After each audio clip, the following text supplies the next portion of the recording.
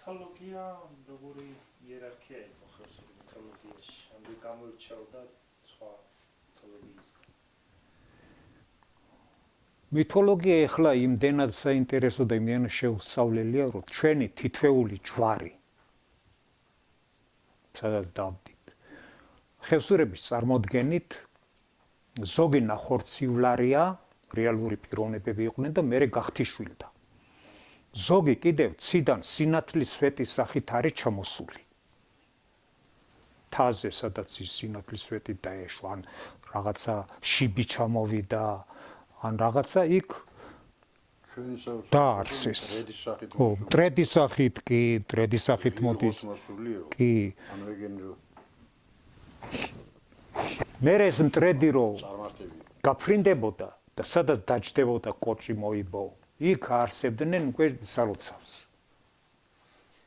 და აეგრე აი თითოეული სალოცავი, მერე ეს თითოეული სალოცავი ატარებს ან ფრინველის სახეს, ან ცხოველის სახეს, ან რაღაცა ნადირის სახეს, გველეშაპის სახესაც ატარებს ზოგი, ირმის, ხარის. და თან ყველას თავისი ფუნქცია. ზოგი მოლაშქრია, ზოგი მონადირია, ზოგი მეკობრე ქურდავაზაკების მფარველია, ზოგი მიწათმოქმედების მფარველია, მესაქონლეობის, ქალების, აი მაგალითად ჩირდილის ჯვარი, საჩალის ჯვარი, საჩალის დარავდართ განაგებს. ამინს. ამინს. ხალხმატის ჯვარის სახალხმატოებს საუთქონდეს დარავდართოთ. ქაჯავაც ლაშქრობა რო არის. ეგ რა ამბავი. ხო და ეგ არის ერთ-ერთი მითოლოგიური ამოუხსნელი რაღაცა, რომ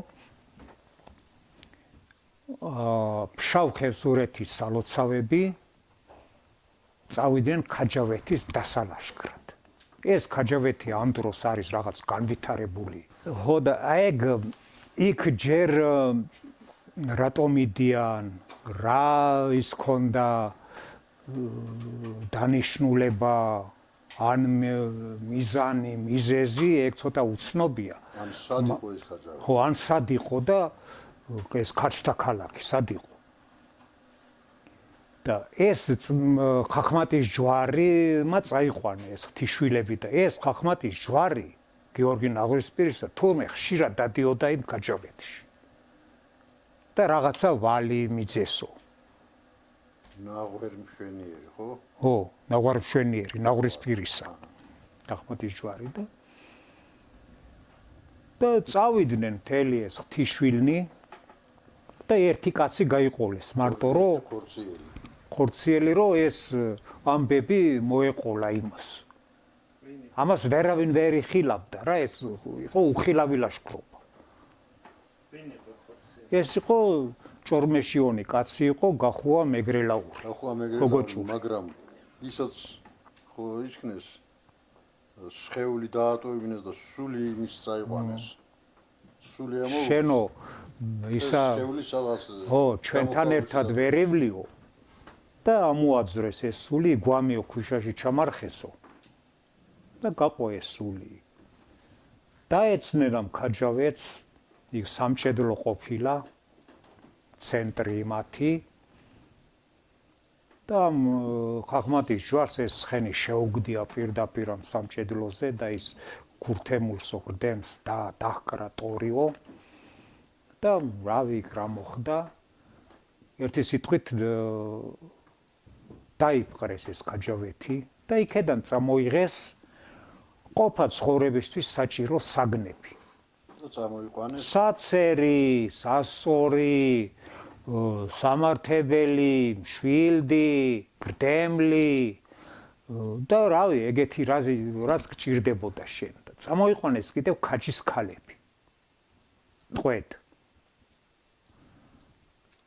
ეხლა სამი არის ძალიან ისეთი პოპულარული, სამძიმარი, მზექალი და აშექალი. და სიმენქალი, ამენქალი, სეითქალი, რაღაც კიდე ბევრი ყოფილა და ისინი ეს სამძიმარი მოაქციეს. და იმისი ჯვარიც არის ხახმატში და ჭორმეშავში. ქართულად მეტყველებდა, ეს სხვები ქაჯურად მეტყველებდნენ ისევ. და ეს სამძიმარი ამათ ასწავლის ქადაპურების გამოცხობას, ჯვარის სამსახურს რა, როგორც ჯვარის დიასახლისები იყო, ვიღმაკი იყო ჯვარის დიასახლისი. აქ აი ხან შესული ქალი იყო ჯვარში, სადაც თურებს ვინცაც ცხობდა ხოლმე. ხო. წამოიღეს კიდევ იმ ლუდის მოსახარში დასამზადებელი ჭურჭელი და ნახირი გამორეკეს კიდევ იქედან. და იქ ერთი ცალრქაფური ყოფილა. და იმს რო დაუკლია ეს მსხვერპლად შეუწირია, ის რქა ერთი ფუთი ჩადიოდაო და ის ამით აწყითო სალუდე ფორიო. და ის გვიანობამდე ყოფილა მე ციხე რო დგას ჯვართავში, იქ ინახება ამბობ.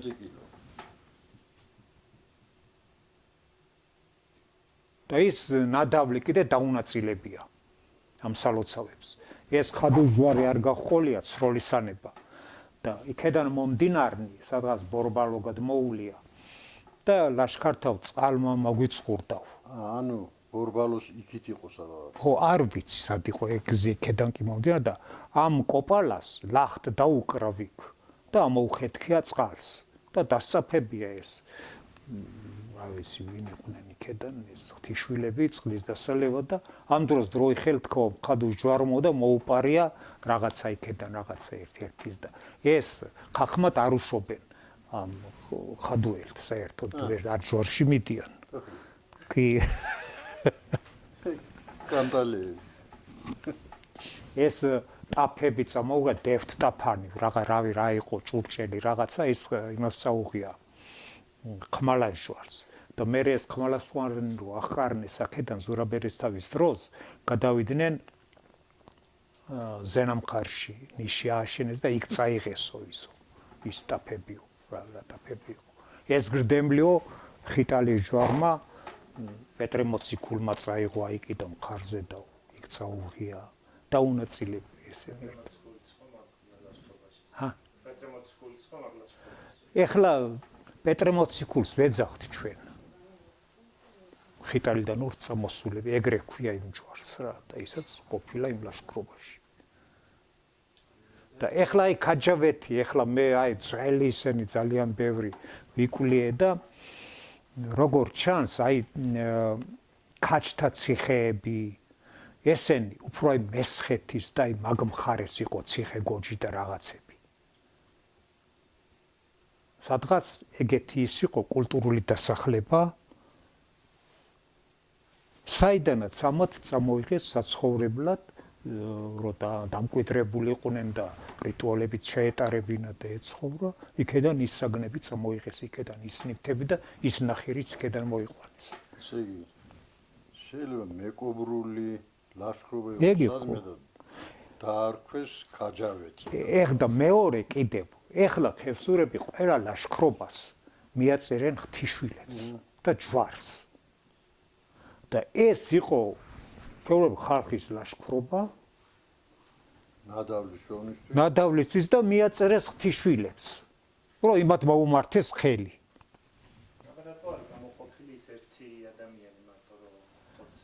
და ის ეხლა ეს გახუა ყოფილა ჯვარის მკადრე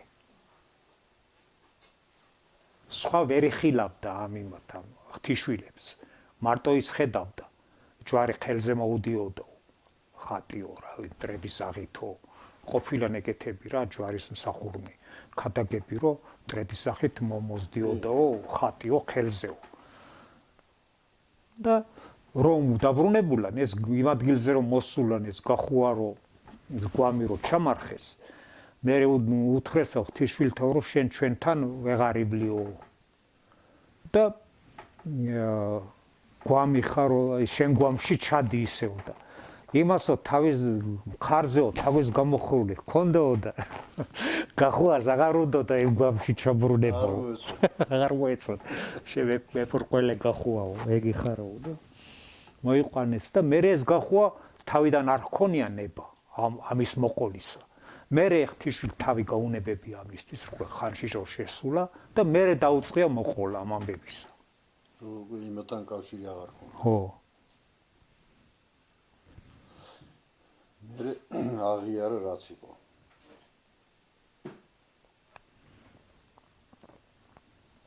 ხახმოთ, ანუ დიაც რო გადასანათლავდნენ ხახმოთ იმ სამძიმართან დაკავშირებით. კი, ხელი სამძიმარის ალბათ. წევრი საფლავიც მან. წევრი საფლავიც მან არის, ცხენსაც მან ალოცებენ ამ ქაჯებს, რომ მობრუნებულა ეს ლაშქარი.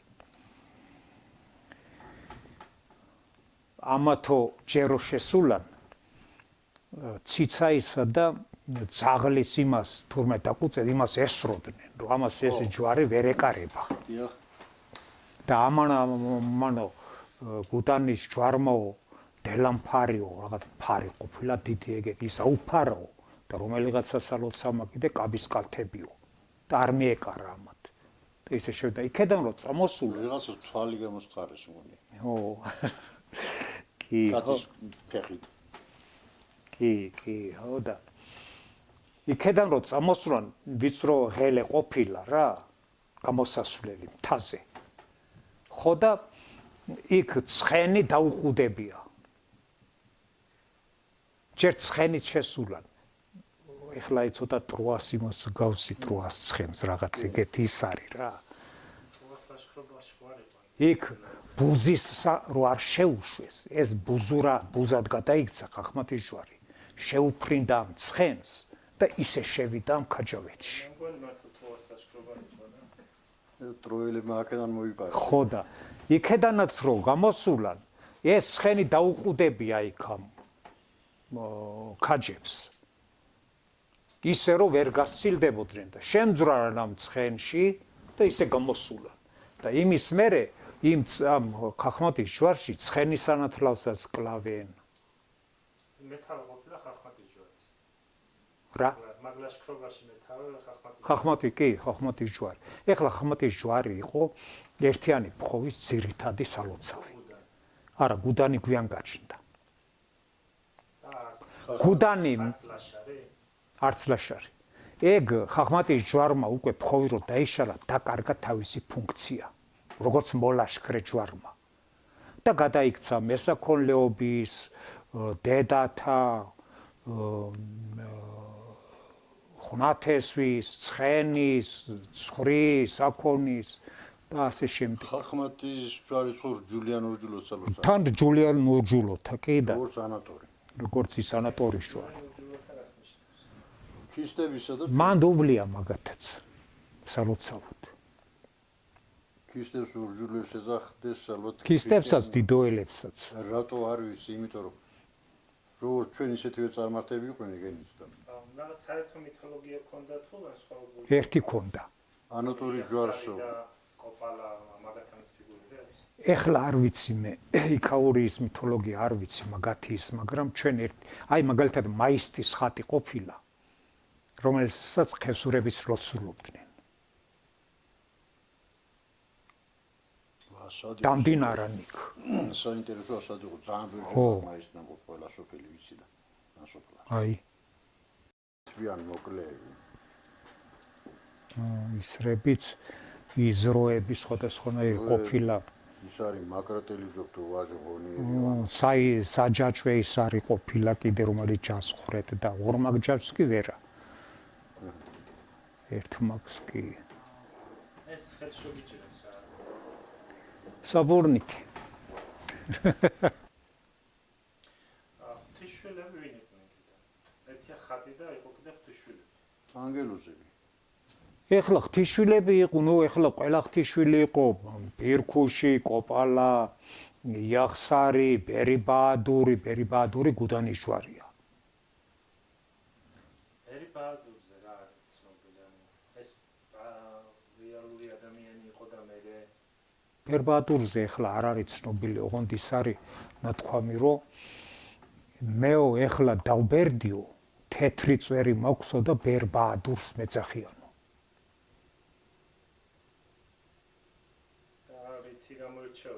და მერე გამოირჩენდა მერე ეს გახდა ცენტრალური ხევსურეთის ძირითადი სალოცავი და მოლაშქრე ჯვარი. გუდანის ჯვარით ილაშქრებდნენ, გუდანის ჯვარის დროშით და აი მეფე რო დაიბარებდა, იქაც გუდანის ჯვარში იკრიბებოდნენ, იქ ქადაგს დასვამდნენ, გუდანის ჯვარის დროშას ააბამდნენ და მერე მიდიოდნენ. საკლავს დაკლავდნენ გუდანის ჯვარში. წყალობას მიიღებდნენ ანუ კურთხევას, გაიმძღარებდნენ გუდანის ჯვარის სალაშქრო დროშას და მიდიოდნენ ომში. ხევსური დროშები როგორი? ხევსურული დროშები იყო, ეხლა ყველგან ერთნაირი იყო თითქმის, სადღაც იყო 1.20 სიგრძის ესეთი ტარი, რომელსაც ჰქონდა ჩამოცმული გუმბათი ვერცხლის, შუბის ბუნიკი. ან ერთი, ან ორი. გუმბათზე მერე მეორე გუმბათი და ზედ ჰქონდა ჯვარი. ან ის ჰქონდა შუბი, შემული ჰქონდა ზარი და დროშა, ალამი, მთელი ხელისახოცები რა. საკადრე. სხვადასხვა ფერი, სამკადრეო. ეხლა სამკადრეოები რო შემოვიდა თავშლები და რაღაცა მერე დაიწყეს ამბა და მანამდე როგორც ჩანს, ქალები სპეციალურად ქსოვდნენ ყდაზე ქსოვილს, ფერადებს, რომელსაც ან ჯვარ შესწირავდნენ, როცა მიდიოდნენ. ან კიდევ ხარი რომ მიხავდა გასახელებული ხარი ან ყურეთ, თავრქაზე დაახვევდნენ, სარქეებს გამოაცხობდნენ, მრგვალი პურები იყო, თრქებზე ჩამოაცმევდნენ, ზარს დაკიდებდნენ და მიყავდა სალოცავში შესაწირად და მერე იმ ალამს მოხსნიდნენ, ზარს ჯვარში ტოვებდნენ, დროშაზე ააბამდნენ და იმ ალამსაც მერე დროშაზე ააბამდნენ. ერთი დროშა როგორც ახლა კლასიკურად არის. სხვადასხვანაირები იყო. მერე ოსტატზეც იყო დამოკიდებული, როგორ მორთავდა იმ დროშას. აი გუდანის ჯვარში იყო მაგალითად ბულეჯანი იყო ერთი ვერცხლზე მუშაობდა ხადუელი კაცი ზაიელი. და იმან ეს დროშის ტარი შეამკო ვერცხლის ფირფიტებით. თლიანად. და ამ ლაშქარში წასვლა დამოკიდებული იყო ზარის ხმაზე. დროში როგორ აჩქამდებოდა. ის უკვე კარგად რეკავდა და ის ნიშანი იყო რომ გაიმარჯვებდნენ. თუ ხმასავე რომ მოიღებდა უკვე ნიშანი იყო რომ მარცხდებოდნენ. მე ქადაგს დასვამდნენ. აი ქადაგი გაქადაგდებოდა, ის წინასწარ განსაზღვრა ხშირად ყოფილა რომ ქადაგი რო გაქადაგდებოდა, არამავ გამარჯვებოი ნუმიზდით ჩემნი ყმანი ოძახინებდა ჯვარი. ეს ხმალიო რაღაც ვადით ვადამდე შეხსნილი მოხსო. ეს ჯვარი ეუბნებოდა. დროშად ამბა. ანუ მორთვა სადღეობოდ ხდებოდა თუ? კი, დღეობაში ხდებოდა. ეხლა მე შემსრალიო რაიგუდან ათენგენობას აბემდეს ხუცესი ააბამდა, გამოვიტან ცალკე-ცალკე, მე იშლებოდა. და ეს ყველაფერი ცალკე-ცალკე ინახებოდა. ალმები ცალკე, ზარი ცალკე, ის გუმბათი და ჯვარი და რაღაცა ბუნიკი ცალკე. მე ხდებოდა აბმა და გუდანიდან მერე დროშას რო ააბამდნენ, მერე მივდიოდით, მეც ვიყავი ორჯერ მე დროშაე, სანეს ავდიოდით, მიქონდა იქ ლუდი, იქაც დღეობა ტარდებოდა, დასტური, მე დროშაე, ხუცესი და მესხნე თუ იმე გახვებოდა, იქ ერთი ღამე იქ რჩებოდით, ჩამოვიდოდით იქედან, მერე მივდიოდით აყნენ, მუხატკარი ქვიან. სადაც ეს გუდანის ჯვარის ის არის რა, ნიშია იქაც. იქაც ერთ ღამეს ვათენებდით. და აი მაშინ ებმოდა და მერე აბმა დროშის ამბა ხდებოდა, ვინც აი ვიღაცა იმას ჯვარიონთ, ვინც აწვევდა სახლში. აი რაღაცა შენ რაღაცა ლუც ადუღებდი, რაღაცა მიზეზი ქონდა, რაღაცა გინდოდა, რომ კარგი გაგეკეთებინა სალოცავისთვის, დახპატიჟებდი შენ რამდენიმე ჯვარს. მოგრძანდებოდნენ. ხო, ისენი დაუშვათ გუდანი, ხახმატი, ლიქოკი თუ რა. ისენი ყველა თავის ჯვარში ააბამდნენ თავის დროშებს, ხუცესი და დასტური გამოჰყვებოდნენ, ყველა ჯვარიდან მოდიოდნენ, იმას წინასწარ გამზადებული ჰქონდა იმას პინცელს, სად უნდა დაებრძანებინა დროს სადღაც მინდა ადგილს და სკალები არ დედროვანი არ ეკარებოდა, იქ დააბრძანებდნენ და ლუდი ჰქონდა ნადუღარი, იქ ამ რიტუალს ატარებდნენ, გახსნიდნენ იმ კოდებს და იმართებოდა დღეობა. და ჯვარის მიბრძანება იმ შემთხვევაში ხდებოდა თუ ტრაგიკულად დაიღუპებოდა ვინმე, შავი წყლით. ეგ მარტო კარატის ჯვარს მოუდიოდა. ლიქოკით. კი. რამდენჯერმე იყო ჩვენთან. კი. შოლაღად ვიგიადა. კი. ეგ ლიქოკის ჯვარს მოუდიოდა. აი ადამიანს ვინ თავი მოიკლა, ვინც ზვალმა წყალმა დალია, ფიქრობდნენ რომ ეს იყო ეშმაკის მიერ რაღაცა ავისულის მიერ მოხდენილი ეს ამბავი და ეს უნდა გამოეხსნა იმ ავისულისგან. ან კიდევ თუ ვერ იპოვიდნენ, ის ჯვარი იპოვიდა იმას. დროშა მიაბრძანებდნენ. დაკოჭვა ხდებოდა კიდე ეს კარატის ჯვარში მოდიოდა ქალი ავისულ დროს და აი ფსიქოლოგიურად რო ვერ იყო რაღაცა.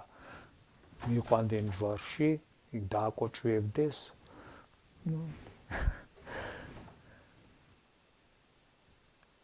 აგუნდა ბაბუას ამაიყვანეთ და საკუთარი.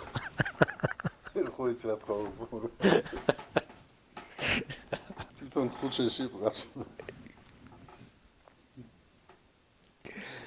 დამკოჭენ კერას კიდე მიქნო არ მოვისლი. კი, კაცების დაკოჭვას ხდებოდა. აი, აქ ერთი ლიქოკელი კაცი იყო და დაიწყო სმა. ხო და ჯვარის მიზეზიაო და დავაკოჭვია თავ. რავია, ბაუშველა იბა. ჩვენთან მამუკაბა. შეაწუხო რა. თორე არავის არ უშავებდა რა ამ ჯიგარი კაცი იყო და დედამისმა წამოიყვანა ეგ. აქედან რომ აბრუნდეს მოვიდეს შატის სასადილოში და ჩაუჯდა ეგრევე. დაკოჭვა რა როგორი რიტუალი იყო? დროშას გამოაბრძანებდნენ, ის მივიდოდა მუხლით დაჯდებოდა ამ დროშასთან, ის ხუცესი წარმოთქვამდა რაღაცა ხუცობას ტექსტს, არ ვიცი ზუსტად. და ამ დროშას დააღირებდა ესე რა თავზე. დანის ზარი ხმაურობდა რა თქმა უნდა. და ავსულს განდევნიდა იმ ადამიანს. დაახლოებით ეგრე იყო ეგეთი. ადამიანზე მე რაღაც პასუხისგებლობა არ იყო, რომ აღარ უნდა გაეკეთებინა თვითონ. პასუხისმგებლობა როგორ იმან თავისი საქმე შეასრულა და ეხლა. თუ მაინც გააგრძელებდა ალბათ მაგასაც ეუბნებოდნენ, ის კი არა ვიღაცა გადაწყვეტდა. კითხავები იყვნენ, გადაგები იყვნენ, მესულთანეები იყვნენ, ვიღაცებია წავიდნენ კითხავსთან და ეტყოდნენ რომ აი ჯვარი ამიზეზებს. იმის ბრალია, იმის იმიზეზია. თან ეხლა ხევსურეთში როგორ იყო, ყველას ეს ავადობა იყო, რაღაცა ზარალი იყო, იმას კი არა შენს ან საკმურობისთვის მიეწერა ან შენი გაუფრთხილებლობისთვის. ჯვარის მიზეზიო. კი. მინდიკა ორილიან რო თქვა ალეზე ლექსი რაღაც, ძალიან კარგი თქმა იცოდა რაღაც. მინდიკა ორი საერთოდ ერთი ბალშევიკა იყო ბაბუტა, ბაზია ბაბუტა. იმან იცოდა კარგად შენიან თორე ილია ათაზიაზიო და არ უნდა უცმასურების იცოდეს. ალეზე რო დააკოჭვიეთ ლიქოკა აგებრა გაიგონასა. ერთ საკლავ დააკლევიეთ თაფრამ შაირბოლასა. ეგ მე რეჟეთ სუდი სიტყვა ეგეთ ნაშენსა მშობელო დააღონასა. ეგ იყო და ამით ყველაფრით ეს რელიგია იყო, საყოფაცხოვრებო ის რო ნიუანსები რაც იყო, ეს ხალხი ცხოვრებასაც რაღაცას ელფერს აძლევდა, იხალისებდა. რაღაცის აი გამოდიოდნენ რაღაც ადამიანური ფიზიკური იმიდან დაპირთვიდან, ჯაფიდან, რაღაციდან. და ეს ყველაფერი ხელს უწყობდა. ჯვარიც, ლოცავიც, დროშაც, ის ქაჯის და ეშმაკის თუ რამე იყო რა.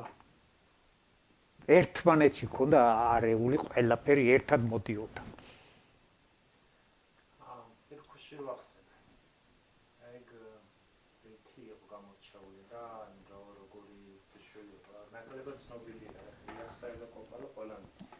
პირქუში ძალიან ცნობილია. ეხლა პირქუში, ეხცენი ყველანი ცნობილნი არიან, ამათ როგორ განდევნეს დევები.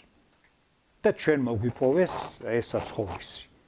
ეხლა ჯერსა ჯვრებიც ალოცავები ფშავშია თუ ხევსურეთშია, ყველა დაარსებულია დევების ნაციხვარში ან დევების ნადგომ ადგილზე. ეს დევები გაყარეს, იმათი ადგილი დაიკავეს და დაამკვიდრეს ახალი კულტურა.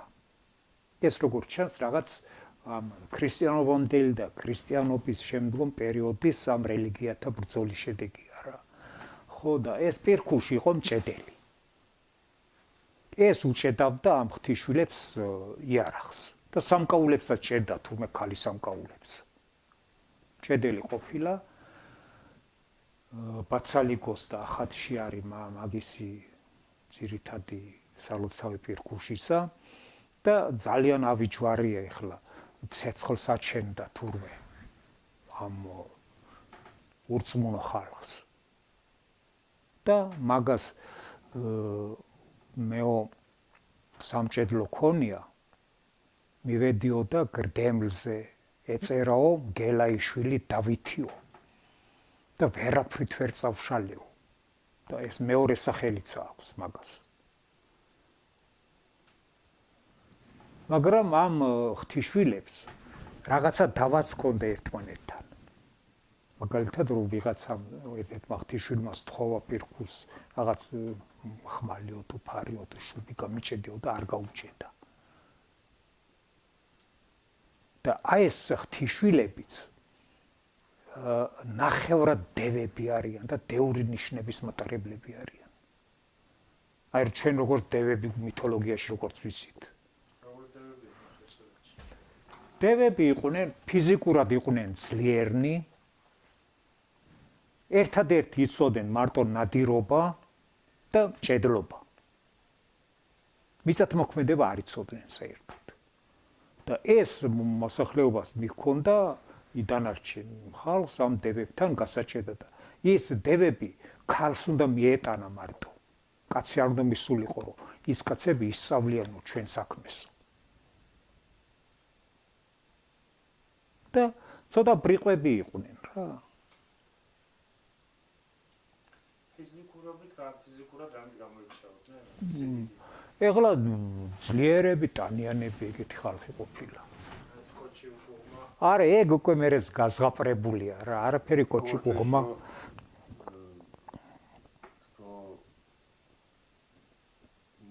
მაკრო თუ დაკრო, ყურნი გადარჩებიანო. ხო, იქ ცხრათავი ქონდაო თუ რაღაცაო, ეგ ერი გაზღაპრებულია და ბევრი შემთხვევა ყოფილა, ეხლა აი გადმოცემებში არის, რომ ამ ჩვეულებრივ ადამიანს ძმობილის ყოლია დევი. გაუძმობილდებოდა თურმე და ეს დევი საფარველს ადევდა ამას.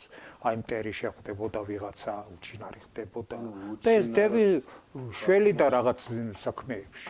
უჩინარად გახდომაც შეეძლოთ.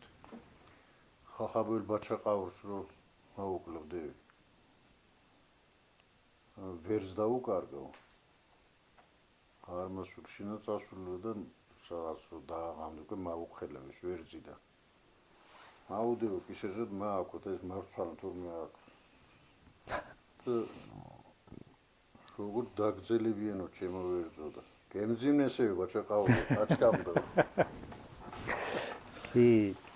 დახკრო მისოთო და ცეცხლმეედო. როგორც ჩანს ეგენიც რეალური ადამიანები იყვნენ. ოღონდ რაღაც განსხვავებული ცხოვრების წესით. და მერე ამათ შორის დაიწყო დაპირისპირება. და ბოლოს ეს ამ დევების ასიმილაცია მოხდა, მოექცნენ. ან კიდევ გადაშენდნენ, გაქრნენ.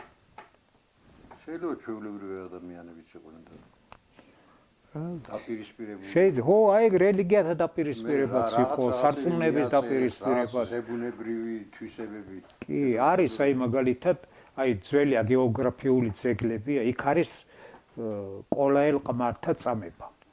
ეგეთი ნაწარმოებია და იქ ერთ სოფელში დევები და ეს ჩვეულებრივი ადამიანები გვერდისგვერდ ცხოვრობენ.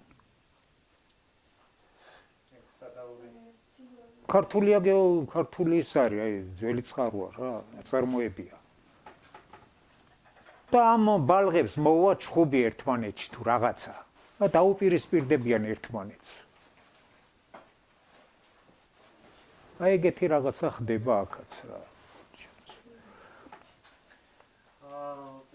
იახსარი, კოპალა, ბერი ბაადური, კვირია, კვირაე, ეს ნაღვარმშვენიერი, გიორგი ნაღვარმშვენიერი, გიორგი ბოსლოვნისა, აი შუბნური ჯვარია ლიქოგშეს გველეშაპის სახით არის ნერგის ანგელოზი, ეს საჩალის გიორგი ფუძის ანგელოზი კი, ყველა. მაგრამ ესენი ღვთისმშვილები იყვნენ, მაგრამ არა ფიზიკური შვილები. მინიჭებული ხო. ესენი აი როგორც ან სინათლის სახით, ან ტრედის სახით, ან რაღაცა გამორჩეულობით გახდნენ ღვთისმშვილები. ამ სტუმრის ფეჩი მოსწონთ, ან უნახიათ თავის ქვეყანაში. მე რა ვიცი, ეხლა კარგი მიუსხდეს. სადაურები. კორეელები ამბობენ. არ ვიცი, მე არ გამოღლაპარაკები ხარ. აკუშოს ბრძოლა რა ამბავი. აკუშოს ბრძოლა? აკუშოში ორჯერ მოხდა დიდი ბრძოლა. პირველად ალექსანდრე ბატონიშვილი რო მარო შეაფარა ხევსურეთს თავი. ეს იყო 1813 მე მგონი, 1813 წელი. 1800. შეაფარა შატილს თავი, ერთი ზამთარი გაატარა და ამ რუსეთის იმპერიამ გადაწყვიტა მისი თავიდან მოცილება რა. და გამოაგზავნა 4 გენერალი. ერთი საძელიდან გადმოვიდა ორბელიან იმისა. ის იყო ჩოპიკაშვილი, ყაზბეგი. ასეული იქიდან და ერთი ორბელიანი იყო გენერალი ყაფლანიშვილი. ორბელიანები იყვნენ და სიმონოვიჩი და გურევიჩი და მგონი სტალსკი იყო კიდევ. და ეს ჯარები სხვადასხვა მხრიდან შემოვიდნენ ხევსურეთში, სუყველანი და შეერთდნენ ლებაისკარში. წავიდნენ გურო გადაწვეს, ჩავიდნენ შატილში, ეს შატილიც გადაწვეს იქ და აქეთ ჯერ არაფერი. ვერ შეიპყრეს ეს ბატონიშვილმა გაასწრო აქ ჩეჩნეთში თუ დაღესტანში სადღაცა და იქედან რომ მობრუნდნენ. მერე უკვე დაიწყეს ამ სოფლების მასიური განადგურება. და იმ აკუშოში იქ ბუჩუგურთაც მაშინ ხო არ გადაწვეს. არა ბუჩუგურთა მე 22-ში მოხდა ჩოლოყაშვილის და წითელი არმიის შემოსვლის დროს. და აკუშოს მოხდა დიდი ბრძოლა, იმიტომ რომ იქ ამ ბატონიშვილს ყავდა ძმადნაფიცები, ორნი, ლიქოკლები, აკუშელნი, ბაბუა და სუმბატა. და იმათ შესაბრობად მივიდნენ. და ეს აკუშლები უკვე ტყეში იყვნენ გასული, კი არა, სხვა ხევსურებიც რა, ეხლა ყველა ტყეში იყო, იარაღით იყო გასული და სხვა ხევსურებიც გადავიდნენ ამათ მისახმარებლად, ყველა ტყეშია შესაფრებული და აუტეხეს სროლა. ეს ჯარი ჩაბრუნდა დაბლა უშოს ჭალაში.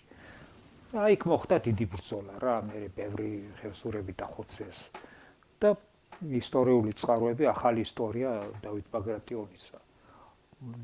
მოასწრეს წყალწყულში ხევსურთა იძლივნეს რუსნი და მოჰკლეს მონ რამდენიღაცა არ ვიცი, რამდენიღაცა ასეული კაცი. აი ეგ იყო რა, ერთი ეგ ბრძოლა იყო. მეორე ბრძოლა იყო აი ჩოლოყაშვილის დროს ამბოხება რომ მოხდა აჯანყება ხევსურეთში, მაშინ იყო კიდე დიდი ბრძოლა ყუშოში. ეს უკვე ამ ხევსურეთმა ჩაკეტეს ყველანაირი შემოსასვლელები, წითელი არმია რო არ შემოსულიყო, ორწყალი ჩაკეტეს, ფხიტუ ჩაკეტეს, გუდამაყრიდანაც მოდიოდა წითელი არმია. ორწყალში რო ვერ შემოვიდნენ, ეს ჯარი გავიდა შუაფხოსკი. შავის ხეობაში და საბაურთიდან თუ გოგოლაურთიდან საბაურთიდან გადმოვიდნენ აკუშოში. აი გაიმართა დიდი ბრძოლა და მაშინ მერე ბევრი წყაროებია ეხლა გამოქვეყნდა რა. მაშინ ქართული სამხედრო სკოლა იყო ახალი ჩამოყალიბებული. და იქ სწავლობდნენ ეს პორფირე ჩანჩიბაძე გენერლები, კონსტანტინე ლესელიძე, ეგენი მოუძღოდნენ გიორგი ყურაშვილი, მერე სახელოვანი გენერლები იყვნენ მეორე მსოფლიო ომში. და ამ ლესელიძემ ასის თავი ყოფილა. გამოსავალი იყო, რომ ეს ზარბაზანი მოჰქონდა თურმე სამთო ზარბაზანი და ეს ძნელი ასატანი იყო იმთაზე და ამან ლესელიძემ ბრძანება გასცა რომ დაეშალა და ნაწილ-ნაწილ მოუტანია. და აი მაშინ გაიმართა ბრძოლა. იქ აუწყვია ეს ზარბაზანი. და გადაწეს მაშინაც აკუშო. მაგრამ ეს აკუშლებიც მაგრად დახვდნენ იქ დახოცეს ბევრი. მეორე ნაწილი გადმოვიდა ბაკურ ხევზე. და ამა თვითფრინავებიც მოხდა.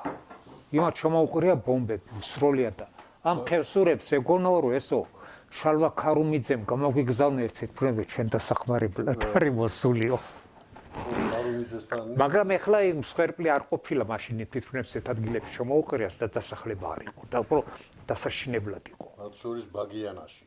აი იქ სადღაც მათ სადღაცა ჩამოვარდნილი ერთი ბომბი. და მე-11 არმია რო შემოვიდა ხევსურები ქარუმიძის მეთაურობით იბრძოდნენ. ო. ქარუმიძე და ჩოლოყაშვილი. იქ ორნი იყვნენ. ჩოლოყაშვილი იყო. არა, მაგ დროს ქარუმიძე თურქეთში იყო გასული. და იქედან გამოგიზრდა თვითფრინავ რაღაც საქმეზე, არ ვიცი, იარაღი უნდა შემოეტანა ამ წითლების წინააღმდეგ თუ რაღაცა. აქ ჩოლოყაშვილი იყო. სულხანიშვილი ჩოლოყაშვილი.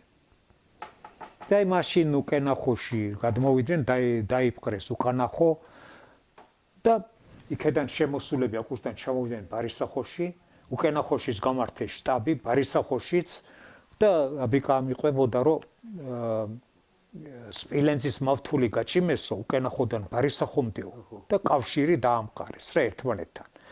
ის რო წავიდე ჟარი ой მავთული დარჩეო და ჩვენ წმოღეთო საბლეს წნევდითო.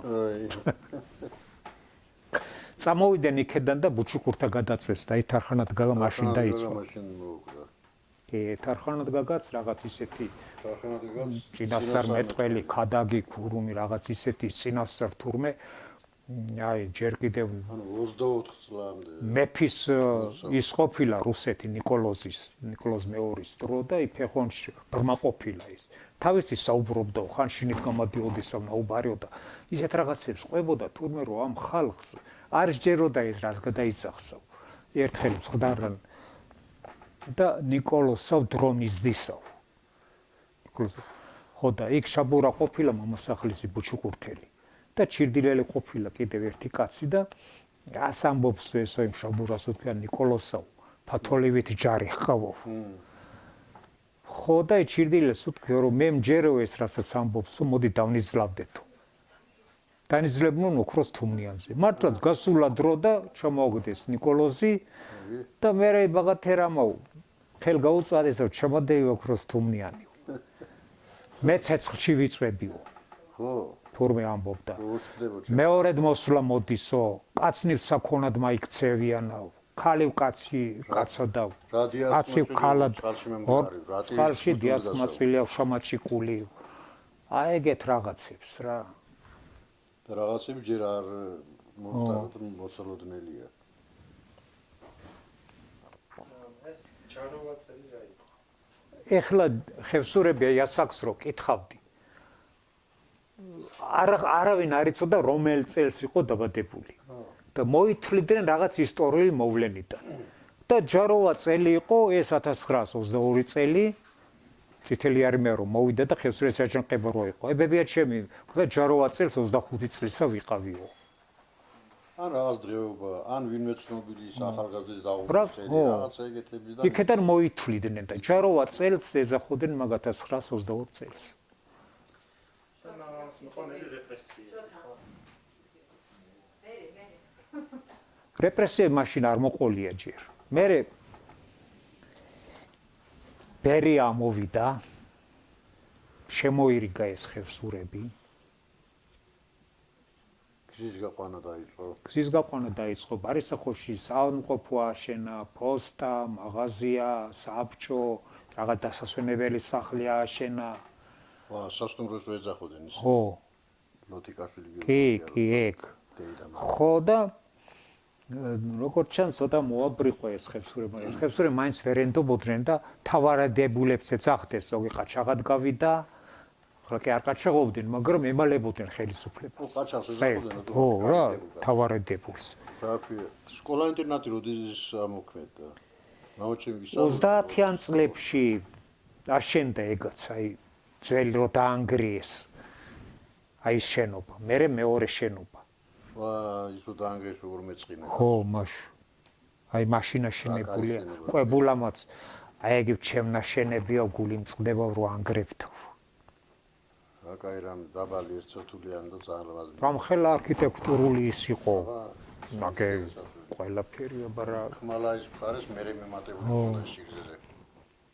ხოხტალამაზი. მამაჩემი სწავლობდა მან 52 წლამდე. მერე პაპაჩემი ვეღარ გამოუშვა რა. ბიზაჩემ თუ ცხენშინა ყოფის შატილის ამ გაუფრინდა ცხენის წყალში და დაიკარა. საერთოდ აკარგა რა 19 თუ 20 წლის ბიჭი. ხაცუცა. მაგრამ რეპრესიები იყო ხო ხევსურებიც. რეპრესიები მერე დაიწყო.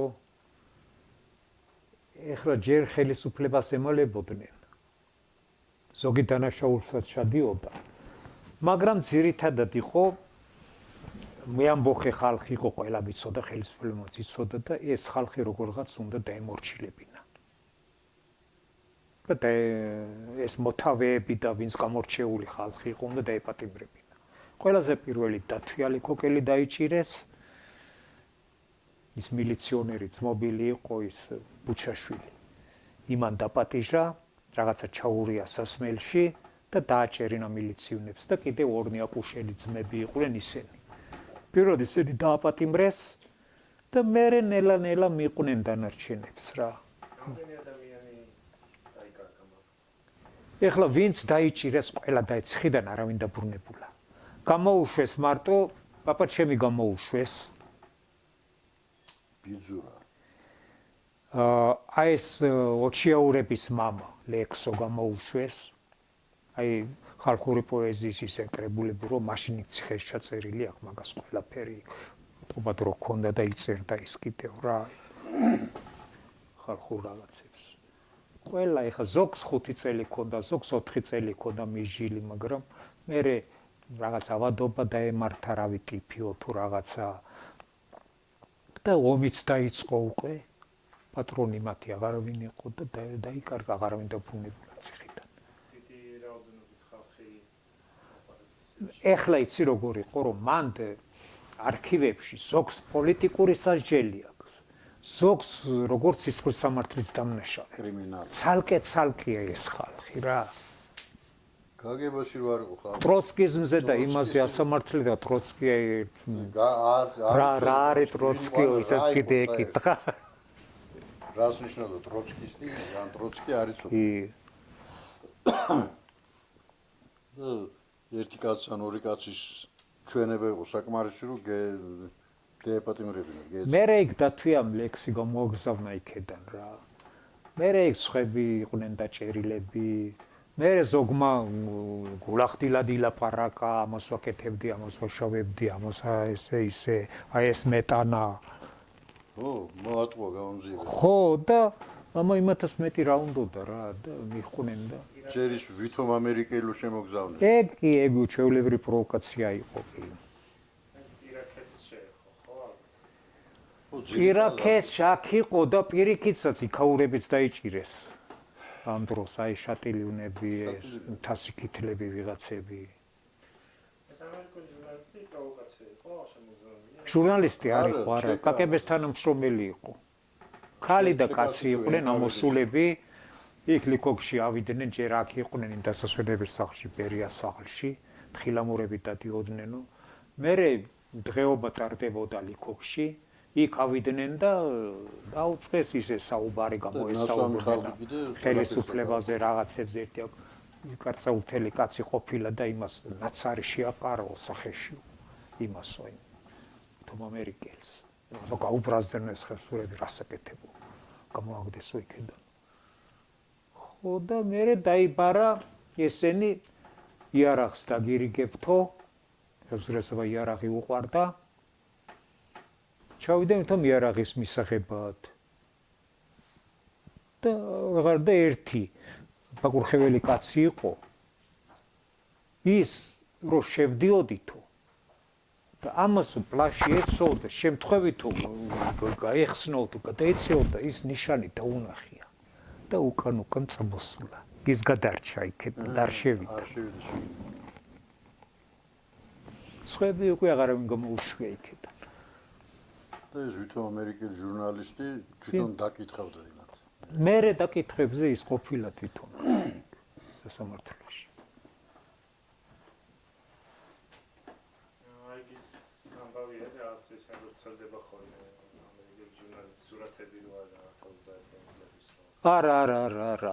არა, ამერიკელები, რუსები, ფრანგები, გერმანელები მე-19 საუკუნიდან მოდიან და თურამე ხევსურეთზეა დაწერილი, გადაღებული, სულ მათი ის არის რა. ეგ სხვა ის ჟიშერმანის ყველაზე ძველი, ხო, 20 წელი კავკასიაში, ეგ 1870-იან წლებშია. YouTube-ზე აი ჯოყოლას შეხვედრია ეგ, აი ჯოყოლოროა სოფელი, ვისი დაარსებულიც არის, ჯოყოლა მაშინ ქისწერში ცხოვრობდა, ფუღო თუ რაღაც ის შამილს არ დაემორჩილა, ბეგარი არ მისცა. ხო, და იზოლებული გახდა, წამოსულიყო, ძალა დაატანა შამილმა. გადმოსახლდა აქ ბანკიში და მე სხვა შამილის შვილმა დაიჭირე ჯოყოლა და თავი მოსჭრა. ჟიშერმანი თიანეთის მაზრის უფროსი იყო თუ რა? მაზრის უფროსი არ იყო რაღაც ოფიცერი იყო და რა ის ქონდა არ ვიცი სამსახური. მობრძანდით ეხლა. ცნობა მივიღეთ რომ რა სვანერწერი ახველი ნახამი